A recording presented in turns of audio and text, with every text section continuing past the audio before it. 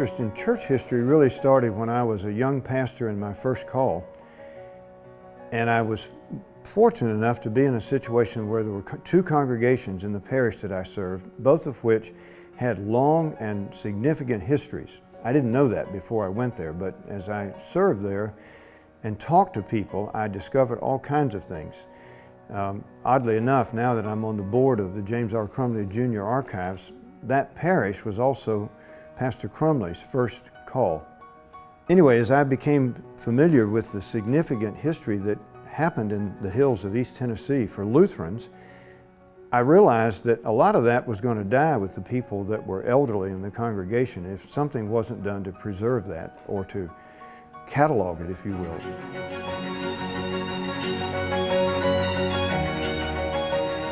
So that sort of fueled an interest in church history and an appreciation for it and a realization that the people there, in my opinion, didn't realize what a rich heritage they had.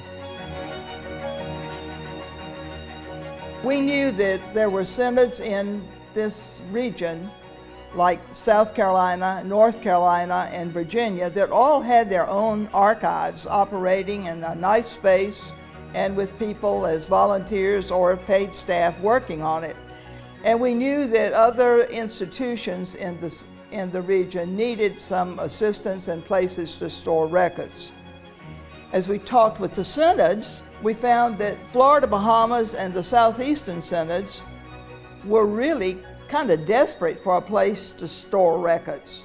They just didn't have a place to do that. And the Caribbean Synod was recognizing that their records had been very vulnerable. In fact, they had been destroyed, some of them in a fire at one time, and they were wanting to preserve their records. But the climate in the Caribbean Synod was not very conducive to preserving archival records.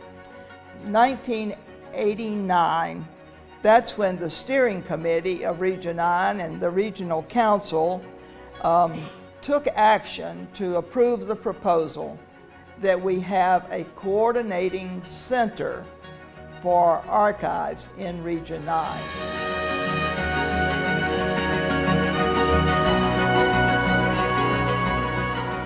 We needed to have space for all of this to work, and of course that's what Southern Seminary had agreed to provide. But you know where it was? It was in what I would call a dungeon. That space, after it was worked on, really later came to be affectionately known as the cage.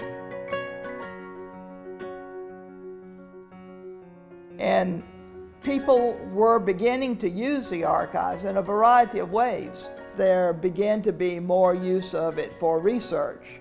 Susan McCarver was using or asking her students to do research in the archives as part of her classes here at Southern Seminary. The Japan Lutheran Church, who had a strong connection with the South Carolina Synod, their leaders came here to do research.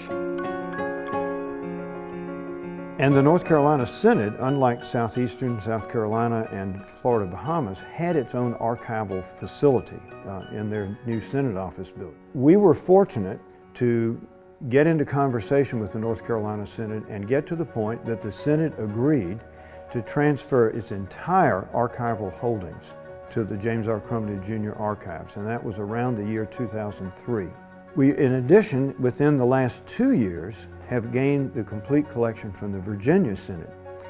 And in my estimation, the Virginia Synod is probably the second most historic synod for Southern Lutheranism. So it was huge that we didn't have it.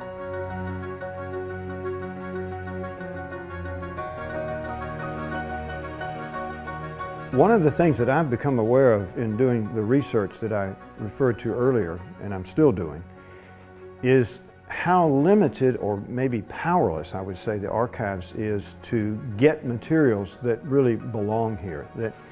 That's out of the archives' control. It's totally dependent on the people who would bring materials to the archives. Sometimes that's individuals, but often it's congregations. And I think many times congregations aren't really aware of what the archives is and what the archives can do and how the archives can be a resource for them. I was at St. James They had a document there dated 1819 that was part of the parish register. Well, this was a document made out to the Board of Trustees of a Lutheran seminary. And it was basically saying that part of the property at St. James Lutheran Church in Greene County, Tennessee, was to become a Lutheran seminary.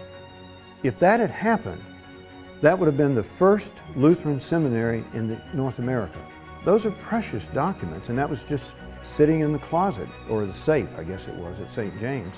The archives is dependent on congregations and others who have valuable documents and records like that to get them so that they can be in a climate-controlled environment so that they will be preserved and not deteriorate and be lost.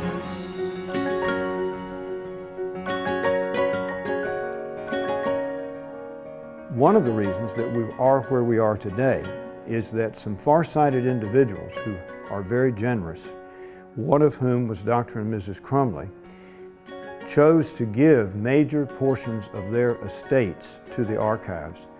And that is what has put us in the very strong position that we're in today. So I think it's important for individuals who are interested in Lutheran heritage, for congregations that want to make sure that Lutheran history continues for future generations, to know that there is a way to support the archives that can really make a difference. And to get information on that, the best place to go would be to go to the website for the archives, the James R. Crumley Jr. Archives, and there's information there about how you can make a legacy and or make other kinds of contributions to the ministry and mission of the archives.